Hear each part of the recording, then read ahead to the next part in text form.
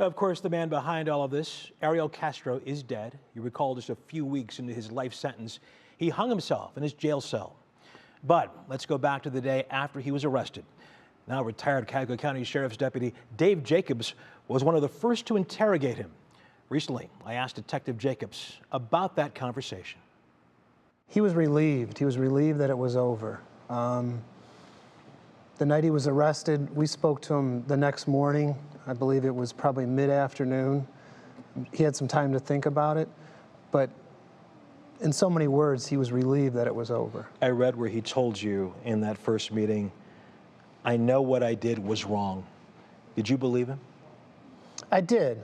I do believe that he realized what he had done wrong. I just don't think that he had the wherewithal to get out of the situation he put himself in. But I think that, overall, I do believe that he understood that what he did was wrong.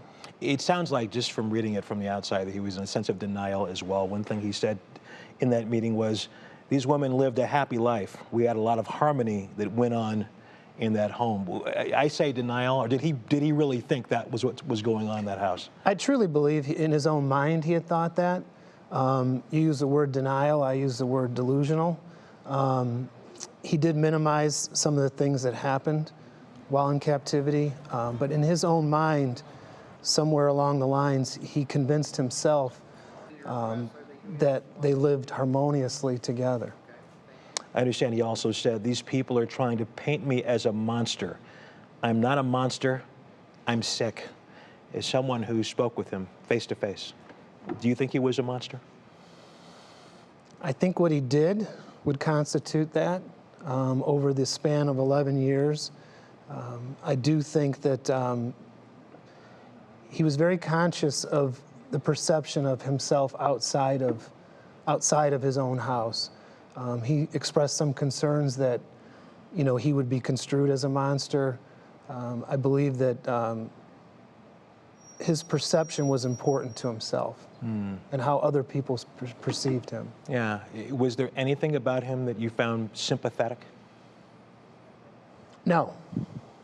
And I say that because of some of the statements that he made to us during the interview, where he minimized and he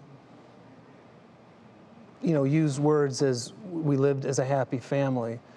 So those things struck me a little bit differently. Yeah. Can you relate some of the other things he said to you that interview that stick out even now, 10 years later? Well, I did. The one thing that always stood out to me was I had asked him, what was your end game? What was a way out for you?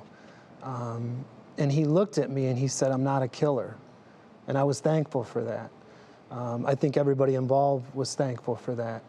I just don't think that he didn't feel as if he could get out of the situation he put himself in. And that's why I said it seemed like he felt like he was relieved that it was over, that he was finally caught, and move on. You're retired now. Correct. When it comes to your career and the cases that you covered, the cases you handled, where does this one rank in terms of importance, in terms of what stays in your mind? At the top, no question. And I was fortunate to work on the FBI Violent Crimes Task Force, where we were exposed to a lot of high-profile cases. But I would say that this is at the top of the list, and second place is a long way away.